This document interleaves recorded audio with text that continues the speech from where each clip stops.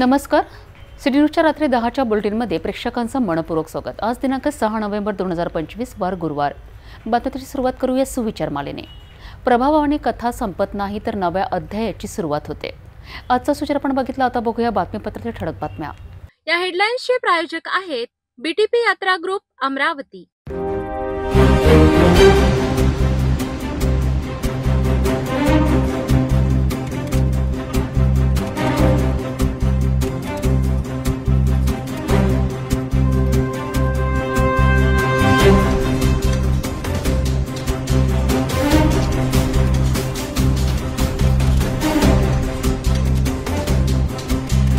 आपण ठळक बातम्या बघितल्या. आता घेऊया छोटासा ब्रेक. शादी और ब्याह की शुरुआत आराधना साड़ी के साथ. Aradhana wholesale shopping mall L2 Bijland complex Nandgaon Peth Amravati Jawahar road Amravati. ब्रेकनंतर बघूया सविस्तर बातम्या.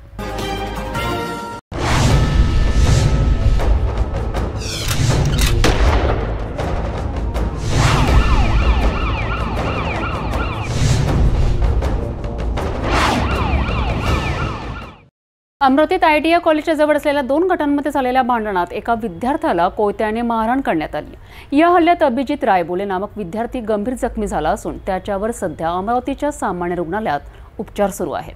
अमरावती शहरातील ITI कॉलेज जवळ गुरुवारच्या दुपारच्या सुमारास 2 विद्यार्थ्यांच्या गटांमध्ये किरकोळ कारणावरून वाद झाला. हा वाद इतका चिघळला की त्यात कोयत्यासारख्या धारदार शस्त्राचा वापर करण्यात आला. हल्ल्यात अभिजित तुकाराम रायबोले वय वर्ष 20 राहणार परतवाडा हा विद्यार्थी गंभीर जखमी झाला असून त्याच्या मानेवर कोयत्याने वार करण्याचा प्रयत्न झाला, परंतु तो थोडक्यात चुकला असे प्राथमिक माहितीतून समजते. जखमी विद्यार्थ्याला तात्काळ अमरावतीच्या जिल्हा सामान्य रुग्णालयात दाखल करण्यात आले असून सध्या त्याच्यावर उपचार सुरू आहेत. घटनेची माहिती मिळताच गाडगेनगर पोलिसांनी घटनास्थळी धाव घेतली आणि या राड्याची चौकशी सुरू केली.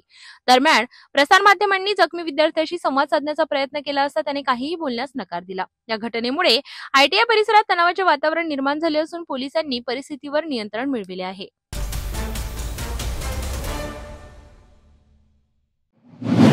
अमरावतीत पुन्हा एकदा अतिक्रमण विरोधी कारवाईने पेट घेतला आहे. ट्रान्सपोर्ट नगर परिसरात महानगरपालिकेच्या अतिक्रमण विभागाने मोठी मोहीम राबवली आहे. अवैध बांधकामांवर JCB चालवण्यात आलाय. मात्र या कारवाई दरम्यान स्थानिक नागरिक आणि दुकानदारांनी तीव्र विरोध केला आहे. आम्ही टॅक्स भरतो, मग आमच्यावर कारवाई का, असा सवाल त्यांनी केलाय. काहींनी थेट JCB समोर बसून ठिय्या देत आपला संताप व्यक्त केलाय. पोलीस आणि मनपा अधिकारी यांच्या उपस्थितीत काही वेळ तणावपूर्ण वातावरण निर्माण झाले होते. शेवटी पोलिसांनी परिस्थिती नियंत्रणात आणली आणि कारवाई सुरू ठेवण्यात आली आहे. अमरावती महानगरपालिकेच्या अतिक्रमण विभागाच्या वतीने पश्चिम बहुल भागातील ट्रान्सपोर्ट नगर परिसरात अतिक्रमण विरोधी मोहीम राबविण्यात आली. या कार्यवाही दरम्यान परिसरातील अवैध बांधकामावर JCB फिरविण्यात आला. मनपाच्या पथकाने सकाळपासूनच मोहीम सुरू केली आणि अनधिकृत शेड, टीन शेड व संरचना हटविण्यात आल्या. मात्र कारवाई दरम्यान स्थानिक व्यापाऱ्यांनी तीव्र विरोध केला. आम्ही नियमित टॅक्स भरतो तरी आमच्या दुकानांवर कारवाई का, असा प्रश्न व्यापाऱ्यांनी उपस्थित केला. काहींनी थेट JCB समोर बसून ठिय्या दिला तर काहींनी प्रशासनाविरोधात घोषणा दिल्या. एका स्थानिक नागरिकाने मनपावर आरोप केला की स्वच्छतेकडे लक्ष देत नाहीत पण अतिक्रमण हटवायला मात्र येतात. या कारवाईचे नेतृत्व अतिक्रमण विभाग प्रमुख कोल्हे यांनी केलं. त्याचसोबत नागपुरी गेट पोलीस निरीक्षक हनुमंत उर्ला डोंगावर आणि QRT पोलीस पथक उपस्थित होते. तणावपूर्ण वातावरण निर्माण झालं असलं तरी पोलिसांनी दक्षता घेत परिस्थिती नियंत्रणात ठेवली. मनपाने पुढील दिवसात अशा आणखी कारवाया करण्याचे संकेत दिले आहेत.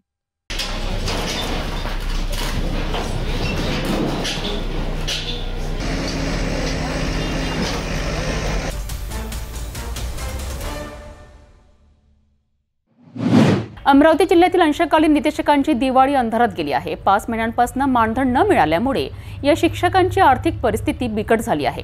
शासन निर्णयात स्पष्ट मानधनाचा उल्लेख असतानाही त्याची अंमलबजावणी होत नाही असा आरोप निदेशकांनी केला आहे. अमरावती जिल्हा अंशकालीन निदेशक कृती समितीच्या वतीने मनपा आयुक्त यांना निवेदन देण्यात आलं आहे. अमरावती जिल्ह्यातील स्थानिक स्वराज्य संस्थेतील उच्च प्राथमिक शाळा, जिल्हा परिषद, नगर परिषद आणि महानगरपालिकेच्या शाळांमध्ये बालकांचा मोफत आणि सक्तीच्या शिक्षणाचा अधिकार अधिनियम 2009 नुसार कला, क्रीडा आणि कार्यानुभव या विषयांकरिता अंशकालीन निदेशक रुजू करण्यात आले होते. महाराष्ट्र शासनाच्या 5 जून 2025 च्या सुधारित धोरणानुसार या निदेशकांना 12 ते 18 हजार रुपये मानधन निश्चित करण्यात आले. तथापि मागील 5 महिन्यांपासून क्रीडा व कार्यानुभव विषयाच्या निदेशकांना 1 रुपया देखील मानधन मिळालेले नाही। या विलंबामुळे त्यांची दिवाळी अक्षरशः अंधारात गेली आहे। घर खर्च, प्रवास खर्च आणि शैक्षणिक जबाबदाऱ्या पार पाडताना त्यांना अनेक आर्थिक अडचणींचा सामना करावा लागत आहे।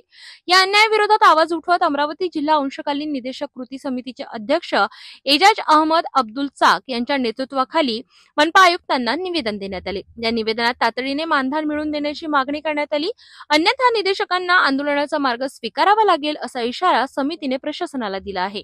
शिक्षण विभागाने तातडीने दखल घेऊन या अंशकालीन निदेशकांना न्याय मिळवून द्यावा अशी मागणी शिक्षण क्षेत्रातून होत आहे। शिक्षकों की तरह अंशकालीन निदेशक भी कला, कार्यानुभव और क्रीड़ा ये विषय के लिए कार्यरत है। हम लोग सन 2012 से महानगर पालिका में सेवा दे रहे हैं। इसके बावजूद भी जो है हर साल हम लोगों को पेमेंट के लिए बार बार जो है वो तकलीफ दी जाती है। अभी 5 महीने हो गए, हम लोगों की दिवाली भी अंधेरे में गई है, अभी तक हम लोगों का पेमेंट हुआ नहीं। हम लोगों ने शिक्षण विभाग में बार बार इसकी जो है रिक्वेस्ट की, लेकिन वो लोग अभी तक इसके लिए कन्फ्यूजन में है। बार बार बोलते हैं कि भाई हम लोगों की निधि कहाँ से आई, क्या आई, अभी हम लोगों को उसका कंफर्मेशन नहीं है। इसलिए आज माननीय मोहतरमा मैडम आयुक्त साहिबा के पास हम लोगों ने निवेदन दिया कि हम लोगों के जो है वेतन मानधन जो है जल्द से जल्द मिले, अन्यथा लाइलाज मजबूरन हम लोगों को आंदोलन का मार्ग स्वीकारना पड़ेगा। और इसके अलावा क्या मांगते हैं? तो हम लोगों का वेतन हम लोगों को समय पर मिलना चाहिए और छुट्टी हम लोगों की नहीं करना चाहिए। अभी सुनने में आ रहा है कि भाई छुट्टी होकर भी हम लोगों को वेतन नहीं मिलेगा। बाकी जो शिक्षक है और कला, हम लोग खासतौर से विशेष शिक्षक होते हैं, लेकिन हमको अंशकालीन बोला गया। अंशकालीन होने के बावजूद भी हम लोग फुल टाइम जो है ड्यूटी दे रहे हैं, फिर भी जो है हम लोगों को जो है ग्रेड वाइज, तासिका वाइज ये दे रहे हैं। हम लोग डिमांड करेंगे शासन से हम लोगों को सरसकट पेमेंट मिलना चाहिए और छुट्टियों का वेतन जो है हम लोगों को नहीं करना चाहिए। वैसे बिहार वगैरह सब आ चुके हैं, 5 दिन वगैरह के, लेकिन फिर भी हम लोगों को जो है पेमेंट बार बार रोका जा रहा है। 5 महीने से जो है काम पेमेंट नहीं होने के कारण सबके सब जो है हम लोगों की आर्थिक परिस्थिति बहुत गंदा गई है। और कोई बोलेगा?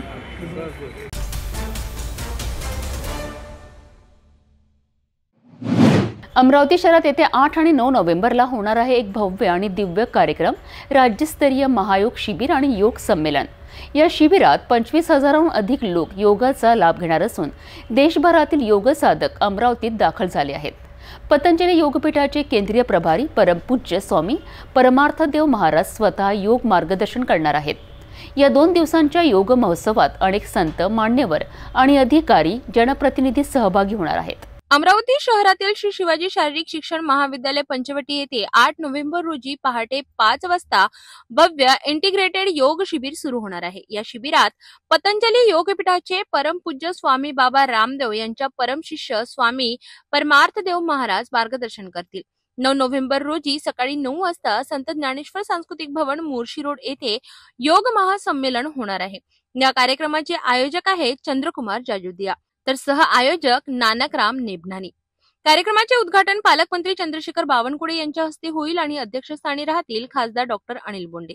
भव्य दिव्य शिबिरासाठी 18 जिल्ह्यांमधून हजारो योग साधक अमरावतीत दाखल झाले असून शहरात घरोघरी निमंत्रण दिले जात आहे। या शिबिरात खासदार बळवंत वानखडे, भूतपूर्व खासदार नवनीत राणा, आमदार चंदूभाऊ यवलकर, आमदार रवी राणा, आमदार संजय खोडके आणि आमदार सुलभा खोडके हे प्रमुख अतिथी असतील। तसेच जिल्ह्यातील वरिष्ठ अधिकारी, विभागीय आयुक्त श्वेता सिंगल, पोलीस आयुक्त अरविंद चावरिया, जिल्हाधिकारी आशिष शेरेकर, मनपा आयुक्त सौम्या चांडक, जिल्हा पोलीस अधीक्षक विशाल आनंद आणि जिल्हा परिषद सीईओ संजीता महापात्रा हे विशेष अतिथी म्हणून उपस्थित राहणार आहेत। या संमेलनात संत शक्तिदेव महाराज, संत सचिनदेव महाराज, संत डॉक्टर संतोषदेव महाराज तसेच महात्मा फुले अर्बन कोऑपरेटिव्ह बँकेचे अध्यक्ष दिलीपराव लोखंडे हे देखील सहभागी होणार आहेत। कार्यक्रम यशस्वी व्हावा यासाठी पतंजली व भारत स्वाभिमान परिवारातील सर्व पदाधिकारी, योग शिक्षक, योग साधक आणि स्वयंसेवक अथक परिश्रम घेत आहेत।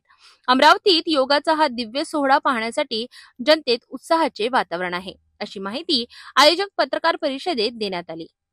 आपल्या अमरावती शहरामध्ये दिनांक 8 आणि 9 तारखेला श्री शिवाजी शिक्षण शारीरिक महाविद्यालय त्यांच्या प्रांगणामध्ये 8 व 9 तारखेला सकाळी 5 ते 7:30 योग शिबिर होणार आहे। या शिबिराला मार्गदर्शन हरिद्वार येथील संन्यासी, युवा संन्यासी पूज्य स्वामी परमार्थदेवजी करणार आहे। या शिबिरामध्ये जवळजवळ 5,000 लोक उपस्थित राहतील अशी अपेक्षा आहे आणि या शिबिराद्वारा तणावमुक्ती, रोगमुक्ती, दिनचर्या या विषयावर मार्गदर्शन लाभणार आहे। 9 तारखेला सांस्कृतिक भवन मोर्शी रोड या ठिकाणी स्वामी परमारदेवजी महाराज यांचं योग आणि स्वदेशी या विषयावर प्रबोधन मार्गदर्शन सर्वांसाठी खुलं आहे, विशेषतः कार्यकर्त्यासाठी। तरी अमरावतीकरांना मी विनंती करतो कि या दोन्ही कार्यक्रमाचा आपण लाभ घ्यावा। निःशुल्क योग शिविर है। मैं चाहूँगा आप लोग जितने लोग को इसके लिए आमंत्रित कर सकते हैं आपके तरफ से उतने लोगों को आमंत्रित कीजिए। जितने लोग आएंगे ये अपनी हेल्थ के हिसाब से है, और हेल्थ से भी ज़्यादा खुद को मन में एक शांति और हेल्थ जो बोलते हैं अंदर से खुद को अच्छा लगने के हिसाब से जितने लोग आ सकते हैं इस कार्यक्रम में उतना अच्छा होगा। इस शिविर से सब लोग की ज़िंदगी में कुछ न कुछ प्रभाव ज़रूर आएगा, इसकी हम लोग कोशिश कर सकते हैं।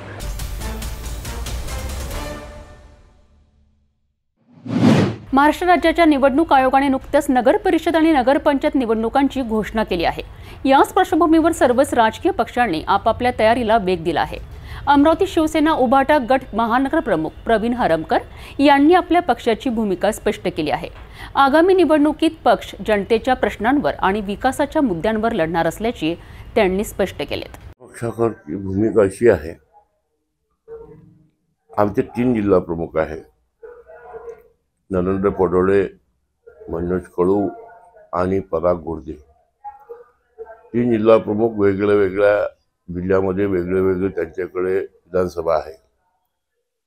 त्या विधानसभेवाईज त्यांच्याकडे जे विधानसभा येतात त्या विधानसभेमध्ये सगळ्यांच्या मिटिंगा त्याप्रमाणे त्यांची आवेदनं ज्या लोकांना उभं राहायचं त्यांचे आवेदनं त्यांच्याशी सगळं चर्चा करणं अशा पद्धतीची भूमिका सुरू आहे। कारण की ग्रामीणमध्ये अनेक प्रश्न आहेत, प्रश्नाची झोड लागलेली आहे। ग्रामीणच्या जसे एखादं गाव असतं त्या गावातल्या अनेक समस्या आहेत। त्या गावातल्या सांडपाणी असो, बांधण रस्ते असतात, त्यानंतर त्या गावातल्या लाईटिंग असतात, म्हणजे नगरपालिका क्षेत्रातल्या येणाऱ्या त्या गावातल्या अनेक विषय असतात। तर त्या संबंधित आमचे नेहमी कार्यकर्ता तिथे अग्रेसर असतात। त्या विषयाला घेऊन नेहमी वारंवार सरकारच्या सत्ताधारीच्या म्हणजे नेहमी त्यांच्याशी चर्चा करणे, त्या समस्याला वाचा फोडणे अशा आमच्या ह्या पक्षाच्या भूमिका असतात। आताची आमची भूमिका अशी आहे की सगळ्या जिल्ह्यामध्ये सीटा राहील चांगल्या पद्धतीनं आणि सगळे लोक मिळून सगळे जिल्हा प्रमुख, 3 जिल्हा प्रमुख नरेंद्र पडोळे असो, पराग गोडदे असो की मनोज कळू असो, ते 3 जिल्हा प्रमुख आणि आमचे आमदार दर्यापूर मतदारसंघातले हे सगळे मिळून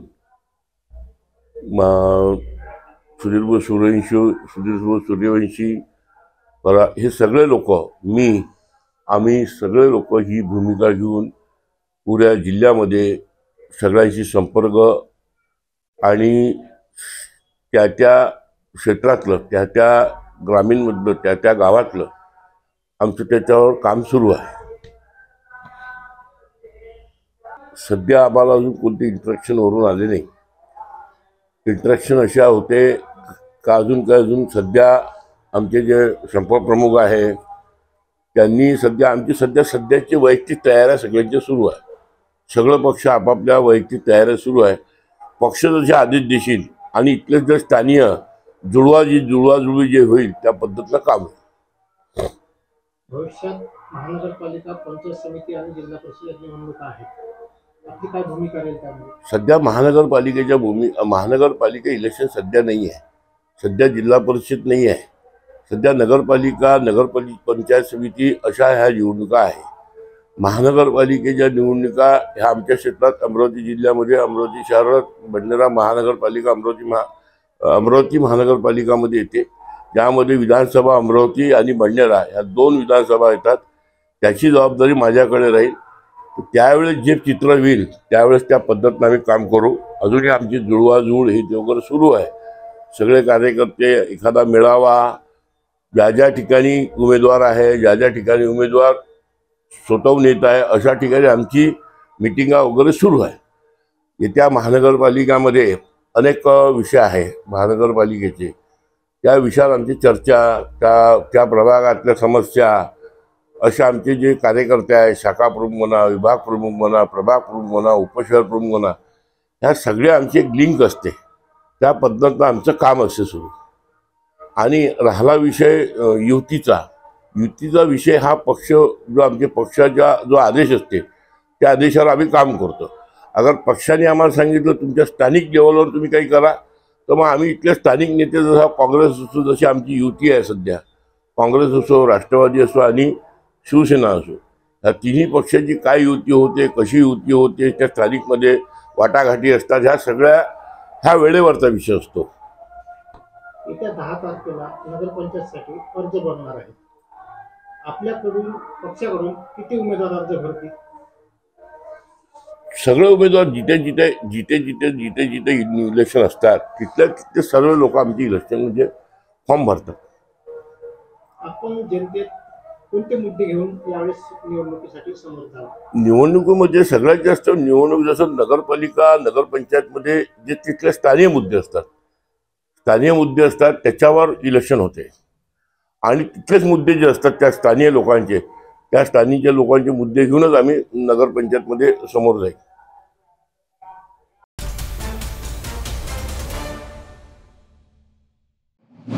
दरवर्षीप्रमाणे यंदाही कार्तिक महिन्यानिमित्त साईनगर जवळील शिवाजीनगर परिसरात श्री गजानन महाराजांचा पालखी सोहळा मोठ्या उत्साहात आणि भक्तिभावाने पार पडलाय.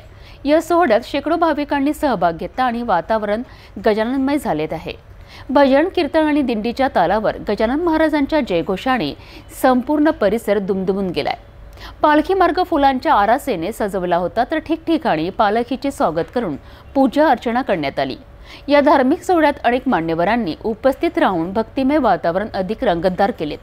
साईनगर जवळील शिवाजीनगर परिसरात दरवर्षीप्रमाणे यावर्षीही कार्तिक महिन्यानिमित्त श्री गजानन महाराजांचा पालखी सोहळा मोठ्या श्रद्धेने पार पडला. या सोहळ्याची सुरुवात शिवाजीनगर येथील श्री गजानन महाराज मंदिरातून करण्यात आली. मंदिराचे पदाधिकारी, महिला व पुरुष भक्त मोठ्या संख्येने या धार्मिक कार्यक्रमात सहभागी झाले. दिंडी, कीर्तन, भजन या पारंपरिक कार्यक्रमांनी परिसरात भक्तिमय वातावरण निर्माण झाले. माठोड येथील दिंडी मंडळाची कीर्तन सादर करून श्री गजानन महाराजांच्या महिमेचा गजर संपूर्ण परिसरात घुमविला. पालखी मार्ग फुलांनी सजविण्यात आला होता. ठिकठिकाणी भाविकांनी आरती, पूजा व प्रसाद वितरण केले. महिलांनी फुलांनी सजवलेल्या पालखीत श्री गजानन महाराजांची मूर्ती ठेवून मोठ्या भक्तिभावाने शोभायात्रा काढली. दिंडीच्या तालावर गजानन महाराज की जय असा जयघोष करत भक्तांनी परिसरात परिक्रमा केली. सर्वांनी एकत्रितपणे सोहळा शिस्तबद्धरित्या पार पडला. श्री गजानन महाराज मंदिराची स्थापना सन 2005 मध्ये झाली असून कार्तिक महिन्यात दरवर्षीप्रमाणे यंदाही दररोज सकाळी काकडा आरतीचे आयोजन करण्यात आले. आरतीसाठी परिसरातील शेकडो भक्त उपस्थित राहतात आणि गजानन महाराजांच्या कृपेचा लाभ घेतात. संपूर्ण साईनगर, शिवाजीनगर परिसरात भक्तिमय वातावरण निर्माण झाले होते. भाविकांच्या चेहऱ्यावर आनंद आणि समाधान ओसंडून वाहत होते. कार्तिक महिन्याच्या पवित्र निमित्ताने पार पडलेल्या सोहळ्याने भक्तिभाव अधिक दृढ झाला. शेवटी सर्व भक्तांनी एकमुखाने गजानन महाराज की जय असा जयघोष करत सोहळ्याची सांगता करण्यात आली. आमच्या शिवाजीनगर परिसरामध्ये 2005 साली गजानन महाराज देवस्थानची स्थापना झाली. त्यानंतर काही कालांतराने म्हणजे 2 वर्षापूर्वी शिवमंदिर झालं. इथे तसं तर आम्ही 2021 पासून काकड आरतीला सुरुवात केली, पण यावर्षी विशेष म्हणजे शिवमंदिर आणि गजानन मंदिर दोन्ही एक असल्यामुळे यावर्षी आम्ही सर्वांच्या सहकार्यातून शिवाजीनगरमधील परिसरातील आणि साईनगर परिसरातील सर्व भावी भक्तांच्या सोलोक्याने यावर्षी हा काकडा आम्ही इथून काढण्याची प्रयत्न केला, सुरुवात केली. आणि आमच्या इथे जेवढे भावी भक्त आहे त्यांच्या म्हणण्यानुसार बा तुम्ही इथून काढा, मग आम्ही इथून काढण्यास सुरुवात केली. सर्व आमच्या इथे खेडीमेडीचं वातावरण आहे आणि सर्व मिळूनच आम्ही या काकड्याला यावर्षीपासून समजा की यावर्षी पहिलंच वर्ष आहे, पहिल्या वर्षापासून आम्ही सुरुवात करत आहे.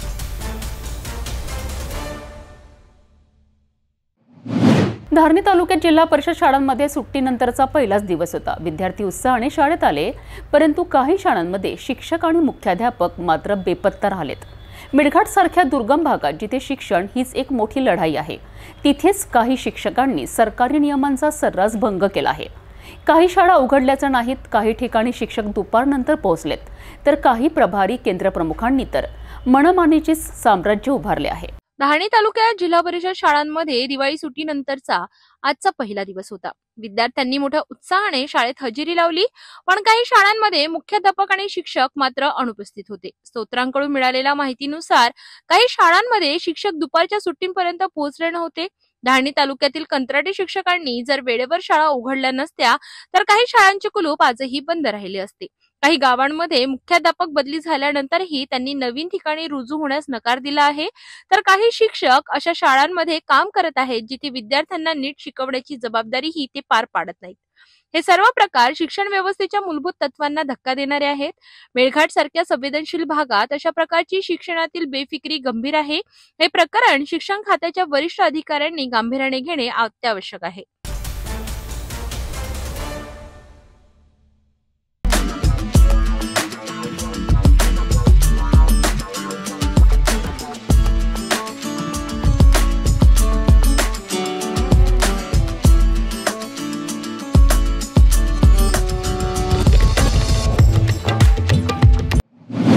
अकोल्याच्या पोलीस अधीक्षक कार्यालयात गुरुवारी एसीबीने कारवाई केली असून पोलीस विभागात काम करणाऱ्या एका महिला लाचखोर क्लर्कला रंगेहात पकडण्यात आला आहे.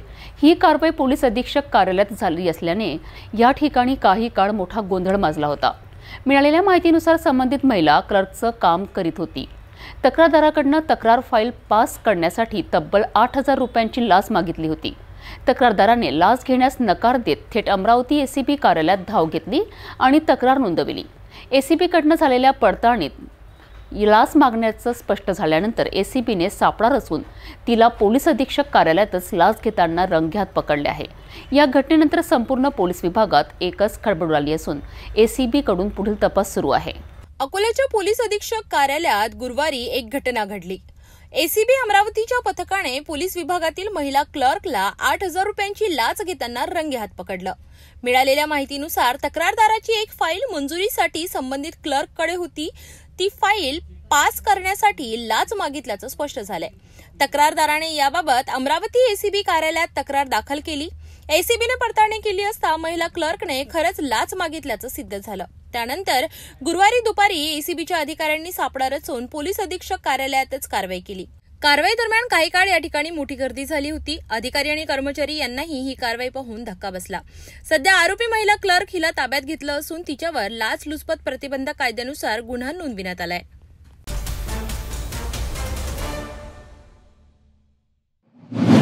अकोल्यात पहाटेच्या सुमारास लागलेल्या आगीने एकच खळबळ उडवली आहे.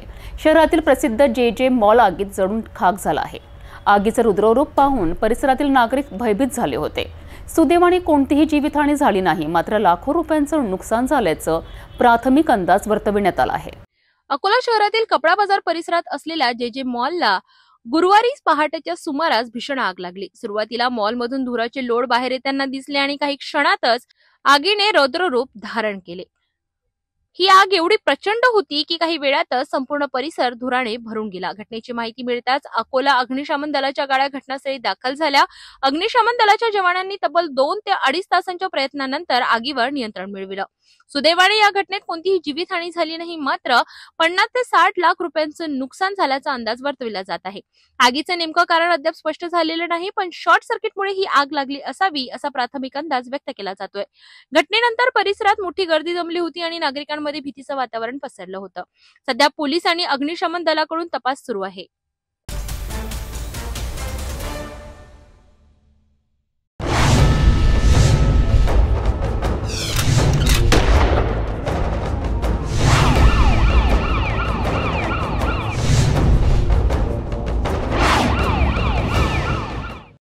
नागपुरात पारडी पोलीस ठाण्याच्या हद्दीत भवानीनगरमधील एका घरात गुप्तपणे सुरू असलेल्या अवैध देह व्यापार रॅकेटवर क्राईम ब्रँचच्या सामाजिक सुरक्षा विभागाने धडक कारवाई केली आहे. या कारवाईत 3 महिलांना मुक्त करण्यात आलं असून एक महिला आरोपीला ताब्यात घेण्यात आला आहे, मात्र तिचा साथीदार फरार असल्याची माहिती समोर आली आहे. नागपूर शहरातील पारडी पोलीस ठाण्याच्या हद्दीत असलेल्या भवानीनगर परिसरात भवानी मंदिराजवळील एका घरात काही दिवसांपासून संशयास्पद हालचाली सुरू असल्याची माहिती क्राईम ब्रांचच्या सामाजिक सुरक्षा विभागाला मिळाली होती. या माहितीनुसार पोलिसांनी गुप्त पद्धतीने सापळा रचत या घरावर छापा टाकला.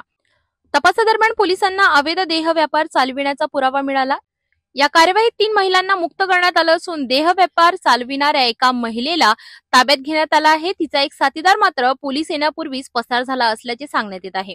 मुक्त केलेल्या महिलांना पुनर्वसन केंद्रात पाठविण्यात आलं आहे, तर आरोपी महिला व फरार साथीदारांविरुद्ध पारडी पोलीस ठाण्यात गुन्हा दाखल करण्यात आलाय. या संपूर्ण कारवाईने परिसरात एकच खळबळ उडाली असून पोलिसांनी अशा प्रकारच्या अवैध धंद्यांवर लक्ष ठेवण्याचे आदेश वरिष्ठांनी दिले आहेत. नागपूर जिल्ह्यातील पारशिवनी तालुक्यात एक हृदयद्रावक घटना घडली आहे. बेकायदेशीर वाळू आणि मुरुम उत्खननामुळे तयार झालेल्या कृत्रिम तलावाने 2 तरुणांचे आयुष्य गेले आहेत. सेल्फी घेण्याच्या या क्षणिक मोहामुळे 2 कुटुंबांवर दुःखाचा डोंगर कोसळलाय आणि स्थानिक प्रशासनाच्या निष्क्रियतेवर पुन्हा प्रश्नचिन्ह उभं राहिले आहे. बुधवारी दुपारच्या सुमारास नागपूर शहरातील सुमारे 10 तरुणांचा गट भागी माहेरी परिसरात पिकनिकसाठी आला होता. या परिसरात मुरुम आणि वाळूच्या बेकायदेशीर उत्खननामुळे खोल खड्डे तयार झाले असून पावसाच्या पाण्याने ते तलावासारखे दिसतात. दरम्यान सेल्फी घेण्याच्या उद्देशाने अविनाश आनंद हा बिहारचा रहिवासी आणि संकल्प मालवे हा चंद्रपूरचा रहिवासी तलावाच्या खोल भागात उतरले. मात्र काही क्षणातच दोघेही पाण्याच्या खोल गर्तेत बुडाले. त्यांच्या मित्रांनी आरडाओरडा करून मदत मागितली, पण तेव्हा उशीर झाला होता. घटनेची माहिती मिळताच पारशिवनी पोलीस ठाण्याचे ठाणेदार राजेश कुमार थोरात यांनी तात्काळ घटनास्थळी धाव घेतली आणि गोताखोरांच्या मदतीने शोध मोहीम सुरू केली. भागी माहेरी ग्रामपंचायत हद्दीत बेकायदेशीर उत्खननामुळे खोल खड्डे तयार झाले होते. पावसाच्या पाण्याने हे खड्डे तलावाच्या रूपात बदलले आणि या तलावात अविनाश आनंद आणि संकल्प मालवे या 2 तरुणांचा दुर्दैवी मृत्यू झाला आहे. एकीकडे स्थानिक नागरिक प्रशासनाच्या निष्क्रियतेवर नाराजी व्यक्त करीत आहेत, तर दुसरीकडे या घटनेने संपूर्ण परिसरात हळहळ व्यक्त केली जात आहे. बेकायदेशीर उत्खननांवर कारवाई न केल्यास असे प्रकार पुन्हा घडण्याची भीती ग्रामस्थांनी व्यक्त केली आहे. संकल्प मालवेचा मृतदेह सापडला असला तरी अविनाश आनंदचा शोध अद्याप सुरू आहे. स्थानिक नागरिकांनी या घटनेनंतर संताप व्यक्त केला असून बेकायदेशीर उत्खननाविरोधात कडक कारवाईची मागणी केली आहे. प्रशासनाच्या दुर्लक्षामुळे अशा घटना घडत आहेत असा आरोप नागरिकांनी केलाय. तसंच मृत रुग्णांच्या कुटुंबियांना आर्थिक मदत देण्याची मागणी देखील करण्यात आली आहे.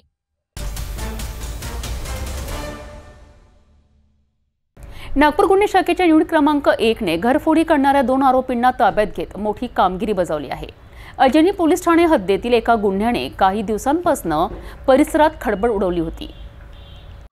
4 ऑक्टोबर ते 7 ऑक्टोबर 2025 या कालावधीत अजनी पोलीस ठाण्याच्या हद्दीत फुलमती लेआउट परिसरात घरफोडीची घटना घडली होती. फिर्यादी खुशी नितनवरे आपल्या कुटुंबासह अहमदाबाद येथे गेल्या असता चोरट्यांनी त्यांच्या घराचे गेट व मुख्य दरवाजाचे कुलूप तोडून आत प्रवेश केला. घरातून 2 लॅपटॉप आणि होंडा ऍक्टिव्हा असा एकूण 55,000 रुपयांचा मुद्देमाल चोरीला गेला. गुन्हे शाखेच्या युनिट क्रमांक 1 चे अधिकारी आणि अंमलदारांनी तांत्रिक तपास आणि गुप्त माहितीच्या आधारे 2 आरोपींना ताब्यात घेतले. यात तुषार राजेश राऊत वय वर्ष 19 राहणार श्रीकृपानगर बेसा घोगली रोड हुडकेश्वर आणि मारुती उर्फ अभिषेक राजकुमार भौतिक वय वर्ष 25 वर्षे राहणार शारदानगर वाठोडा लेआउट. चौकशीत आरोपींनी तिसरा साथीदार कार्तिक मानवटकर आणि एक विधी संघर्षग्रस्त बालकासोबत गुन्हा केल्याची कबुली दिली. त्यांच्या ताब्यातून पोलिसांनी एक लॅपटॉप, चोरी गेलेली होंडा ऍक्टिव्हा आणि गुन्ह्यात वापरलेले डिओ मोफेड असा एकूण 60,000 रुपयांचा मुद्देमाल जप्त केला आहे आणि फरार आरोपींचा शोध पोलीस घेत आहेत.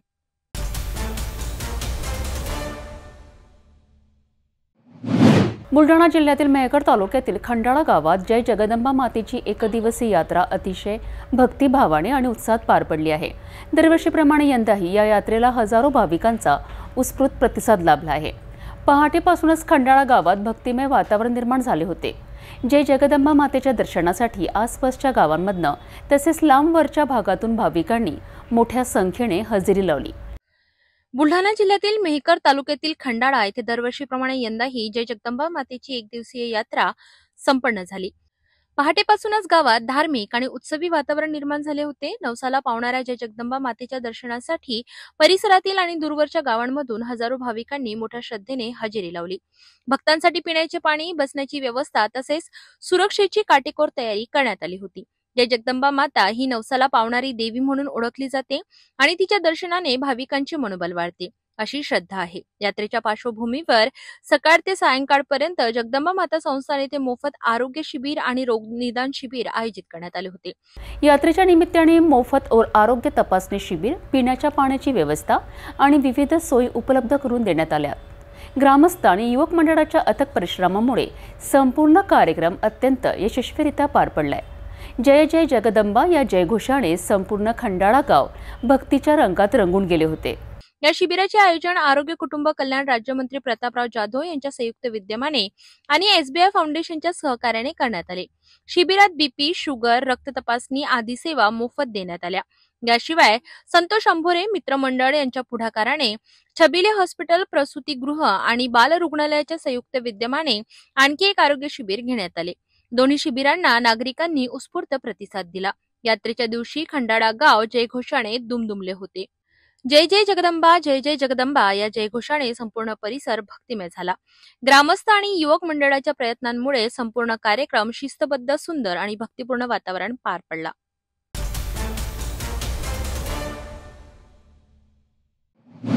यवतमाळमध्ये महाराष्ट्र जीवन प्राधिकरणाने पाणीपट्टी थकबाजी वसुलीसाठी धडक मोहीम सुरू केली आहे। शहरातील अनेक नळधारकांकडून वर्षानुवर्षे थकीत असलेली पाणीपट्टी आता वसूल केली जाणार आहे। या मोहिमेचा शुभारंभ एक आगळ्या वेगळ्या पद्धतीने प्रभात फेरी काढून करण्यात आलाय। कार्यकारी अभियंता प्रफुल्ल व्यवहारे यांच्या मार्गदर्शनाखाली वसुली पथक तयार करण्यात आली असून थकीत पाणीपट्टी वसूल न करणाऱ्यांवर कठोर कारवाई होणार असल्याचं संकेत देण्यात आला आहे। यवतमाळ शहरात महाराष्ट्र जीवन प्राधिकरणातर्फे पाणीपट्टी थकबाकी वसुलीसाठी विशेष मोहीम हाती घेण्यात आली आहे। या मोहिमेचा शुभारंभ प्रभात फेरीने करण्यात आला। ही फेरी तहसील चौकातून सुरू होऊन शहरातील प्रमुख मार्गाने मार्गक्रमण करत महाराष्ट्र जीवन प्राधिकरण कार्यालयात संपन्न झाली। कार्यकारी अभियंता प्रफुल्ल व्यवहारे यांच्या मार्गदर्शनाखाली ही संपूर्ण मोहीम राबविण्यात येत आहे। शहरातील विविध विभागांअंतर्गत थकीत पाणीपट्टी वसूल करण्यासाठी विशेष वसुली पथकांची स्थापना करण्यात आली आहे। या मोहिमेद्वारे जनतेत जनजागृती आणि वेळेवर बिल भरण्याबाबत प्रोत्साहन देण्याचा हेतू आहे। प्राधिकरणाकडून नागरिकांना आवाहन करण्यात आलं आहे की थकीत पाणीपट्टी तातडीने भरून पाणी पुरवठा सुरळीत राखण्यासाठी सहकार्य करावं। अनेक वर्षांपासून न भरलेल्या बिलांमुळे प्राधिकरणास मोठ्या आर्थिक अडचणींचा सामना करावा लागत आहे आणि त्यामुळे पाणी पुरवठा व्यवस्थेचा दुरुस्ती आणि देखभाल कामांवरही परिणाम होत आहे। म्हणून नागरिकांनी आपल्या थकीत पाणीपट्टीची रक्कम तातडीने भरावी असं आवाहन प्राधिकरणाने केलं आहे। कार्यकारी अभियंता प्रफुल्ल व्यवहारे यांनी स्पष्ट केलं की पाणी पुरवठा सुरळीत राहण्यासाठी प्राधिकरणाला आर्थिक स्थैर्य आवश्यक आहे। म्हणून नागरिकांनी आपल्या जबाबदाऱ्या पार पाडून सहकार्य करावं। या मोहिमेमुळे शहरातील पाणी पुरवठा सुधारण्यास मदत होईल आणि थकीत रकमेची वसुलीही वेगाने होईल अशी अपेक्षा व्यक्त केली जात आहे। तपोवनपासून फक्त 1.5 किलोमीटर अंतरावर राधानगरी लेआउट लेक व्ह्यू प्लॉटसह मोजकेच प्लॉट शिल्लक। त्वरित संपर्क करा 9930706667 किंवा 7620433325 या क्रमांकावर। लातूर जिल्ह्यातील औसा नगर परिषदेच्या सार्वत्रिक निवडणुकीच्या पार्श्वभूमीवर औसा तहसील कार्यालयात निवडणूक निर्णय अधिकारी यांच्या उपस्थितीत पत्रकार परिषद घेण्यात आली आहे। या पत्रकार परिषदेत निवडणुकी संदर्भातील विविध महत्त्वाच्या सूचना, प्रक्रिया आणि नियमांची सविस्तर माहिती देण्यात आली आहे। लातूर जिल्ह्यातील औसा नगर परिषद सार्वत्रिक निवडणूक 2025च्या पार्श्वभूमीवर औसा तहसील कार्यालयात निवडणूक निर्णय अधिकारी यांच्या अध्यक्षतेखाली पत्रकार परिषद घेण्यात आली। या परिषदेत निवडणुकीची अधिसूचना, नामनिर्देशन पत्र दाखल करण्याच्या तारखा, अर्ज मागे घेण्याची अंतिम तारीख आणि मतदान तसेच मतमोजणीच्या तारखा जाहीर करण्यात आल्या।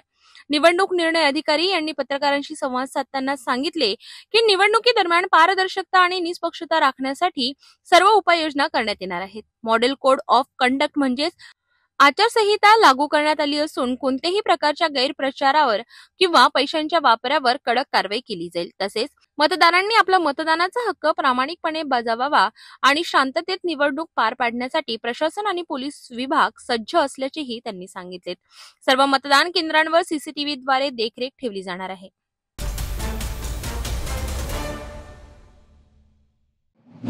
मुळशी तालुक्यातील मोंजे मुंढवा येथे तब्बल 300 कोटींच्या जमिनीचा व्यवहार नोंदला गेला आहे।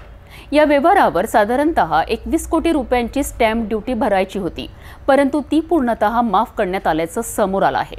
आता प्रश्न असा आहे की सामान्य नागरिक छोटं घर घेतानाही लाखो रुपयांची स्टॅम्प ड्युटी भरतो, मग कोट्यावधींच्या व्यवहारात ही सवलत का?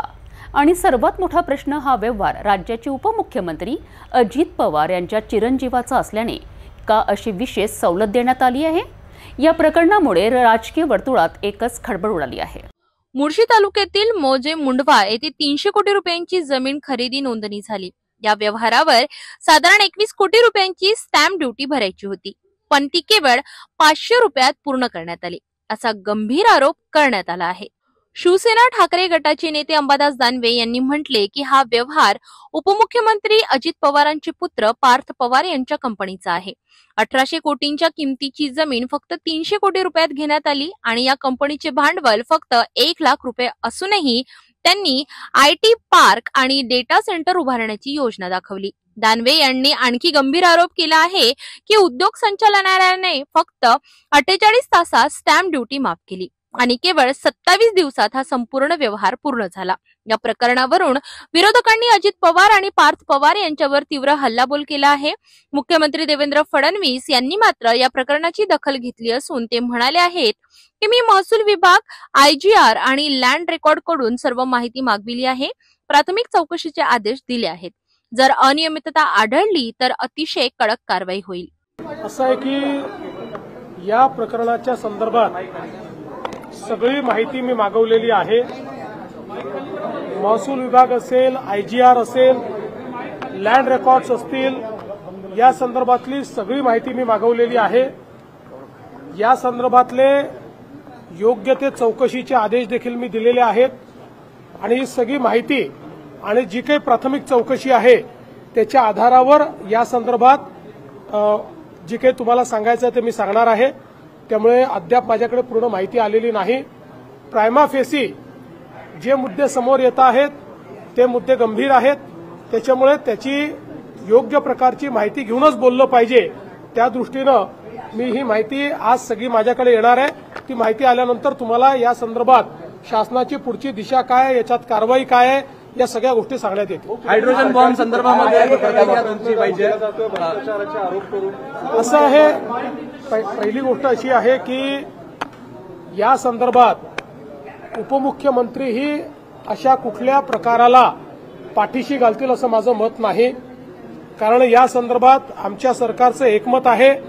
कुठेही अनियमितता झाली असेल तर त्याच्यावर कारवाई झालीच पाहिजे या मताचे आम्ही आहोत। त्यामुळे निश्चितपणे अनियमितता आहे की नाही हे पडताळून पाहिलं जाईल।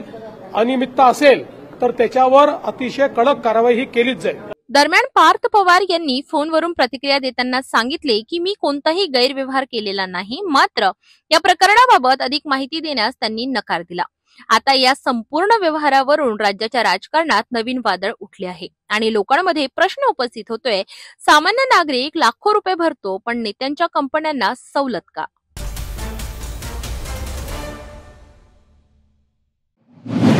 नांदेड शहरासाठी गोदावरी गंगा पूजनाचा रौप्य महोत्सवी सोहळा यंदा जागतिक स्तरावर नोंदला गेला आहे। 40 वर्षाची अखंड परंपरा आता लंडन बुक ऑफ वर्ल्ड रेकॉर्ड्समध्ये नोंदवली गेली आहे। नगिना घाटावर सायंकाळी 7 वाजता पार पडणाऱ्या या सोहळ्याचे उद्घाटन आमदार ॲडव्होकेट श्री जया चव्हाण यांच्या हस्ते होणार आहे। गोदावरी किनाऱ्यावरील नांदेड हे धार्मिक आणि सांस्कृतिक परंपरेने समृद्ध शहर म्हणून ओळखले जाते। दरवर्षी आयोजित होणारे गोदावरी गंगापूजन हे नांदेडकरांसाठी श्रद्धेचे केंद्र आहे। गेल्या 24 वर्षांपासून सातत्याने पार पडणाऱ्या या कार्यक्रमाने यंदा एक नवा इतिहास घडविला आहे। या उपक्रमाची नोंद लंडन बुक ऑफ वर्ल्ड रेकॉर्डमध्ये झाली असून नांदेडकरांसाठी ही एक अभिमानाची बाब ठरली आहे। बुधवार 5 नोव्हेंबर रोजी सायंकाळी 7 वाजता नगिना घाट येथे या रौप्य महोत्सवी सोहळ्याचे आयोजन करण्यात आले। या कार्यक्रमाचे उद्घाटन आमदार ॲडव्होकेट श्रीजया चव्हाण यांच्या हस्ते करण्यात येणार आहे। कार्यक्रमाला माजी मंत्री DP सावंत, भाजपा माजी महानगर प्रमुख प्रवीण साले यांची विशेष उपस्थिती होती। आनंद वाटतोय, आज नांदेडला इकडे घाटाला गोदावरी पूजा झालेली आहे, गंगा पूजा झालेली आणि लंडन वर्ल्ड बुक ऑफ रेकॉर्ड्समध्ये आपलं नाव नोंद झालेलं आहे। इकडे मोठ्या संख्येत महिला उपस्थित आहेत आणि बघून अतिशय आनंद होतो। हा दृश्य खरंच बघण्यासारखं आहे की जगात 3 जागेला गंगा पूजेची आरती होते, एक ऋषिकेशला होते, तर एक वाराणसीला होते आणि एक आपल्या इकडे नांदेडला होते। तर आज इथे एवढ्या मोठ्या संख्येत महिला असतील किंवा आपले सगळेच पुरुष मंडळी असतील, आज इकडे सगळे जमा झालेले आहेत आणि गंगा आरतीचं इतकं सुंदर नियोजन झालेलं आहे, खरंच मन भरून गेलेलं आहे। दिलीप भाऊ आपले धर्मगुरू यांना पुरस्कारित करणार आज दिलीप ठाकूर यांना पुरस्कार सुद्धा मिळालेला आहे. मी त्यांचे अभिनंदन करते. अतिशय सुंदर काम ते करत आहेत. मागच्या 25 वर्षापासून ही गंगाची पूजा त्यांच्या हस्ते होते, त्यामुळे त्यांचे मी अभिनंदन करते. या विक्रमाबद्दल London book of world records संस्थेचे भारताचे चेअरमन डॉक्टर अविनाश सकुंडे आणि उपाध्यक्ष डॉक्टर उत्तम मांढरे यांनी नांदेडवासियांचा गौरव केला. हरिद्वार आणि वाराणसीनंतर नांदेडची गंगा आरती 3ऱ्या क्रमांकावर असल्याचा सन्मानही या निमित्ताने प्राप्त झालाय. या यशामागे लायन्स उपप्रांतपाल योगेश जयस्वाल आणि धर्मभूषण ॲडव्होकेट दिलीप ठाकूर यांनी महत्त्वपूर्ण भूमिका निभावली आहे. श्रद्धा, संस्कृती आणि समाज भावनेचा संगम असलेला हा सोहळा नांदेडच्या अभिमानाचा क्षण ठरलाय. London book of world records या संस्थेने नांदेडच्या या कार्यक्रमाची नोंद घेतली ही निश्चितच आपल्यासाठी आनंदाची बाब आहे. यापूर्वी उत्तर भारतामध्ये नदीची आरती करण्याचा या त्रिपुरा कार्तिकी पौर्णिमेच्या दिवशी नदीमध्ये दिवाळी प्रवाहित करण्याचा जो सण किंवा उत्सव साजरा केला जायचा तो आता महाराष्ट्रात होतोय. पवित्र गोदावरी नदीचं हे नाभिस्थान आहे आणि या ठिकाणी असा उत्सव गेली 25 वर्ष आमचे सहकारी मार्गदर्शक आदरणीय धर्मभूषण दिलीप ठाकूर हे आयोजन करतात. खरं तर दिलीप ठाकूर हे एक हरहुन्नरी व्यक्तिमत्व आहे. म्हणजे कायाकल्प असेल, भाऊचा डबा असेल, रुग्णांना मदत करणं असेल, कोविड योद्धा म्हणून केलेलं काम असेल आणि 365 दिवसापैकी जवळपास 200 दिवस विविध उपक्रम औचित्य साधून करणारा एक उपक्रमशील व्यक्ती म्हणून दिलीप ठाकूर यांच्याकडे बघितलं जातं. आणि योगायोगाने ते आमचे सहकारी सहयोगी एका पक्षात आम्ही काम करत असल्यामुळे निश्चितच आम्हाला देखील त्याचा अभिमान आहे. आज लंडनच्या बुक ऑफ वर्ल्ड रेकॉर्ड्सनी त्याची नोंद घेतली आहे. ही नांदेडकरांसाठी अभिमानाची गोष्ट आहे. केवळ कार्यक्रम आयोजित करणेच नाही तर त्याचं सातत्य ठेवणे, त्या सातत्याने ते कार्यक्रम करत राहणे आणि लोकांना जागृत करत राहणे. तुम्ही पाहिलं असेल की 25 वर्षापूर्वी 25 किंवा 50 संख्येने जमणाऱ्या महिला आज जर 5000 संख्येने इथे जमत असतील तर ते दिलीप भाऊच्या सातत्यामुळे झालेलं आहे. आणि अशा सातत्यामुळे असे उपक्रम चांगले आणि सुंदर होत आहेत. ते शहरासाठी निश्चितच अभिमानास्पद आहे. आपल्या माध्यमातून मी समस्त भाविक भक्त जे या ठिकाणी उपस्थित झाले त्यांचं अभिनंदन करतो, दिलीप भाऊंचं अभिनंदन करतो व आमचे मित्र योगेश जयस्वाल यांनी आज सहआयोजक म्हणून या कार्यक्रमात सहभाग घेतला ते जयस्वालजींचं पण अभिनंदन. जाता जाता पुन्हा एकदाच्या ठळक बातम्या. या हेडलाईन्सचे प्रायोजक आहेत बीटीपी यात्रा ग्रुप अमरावती.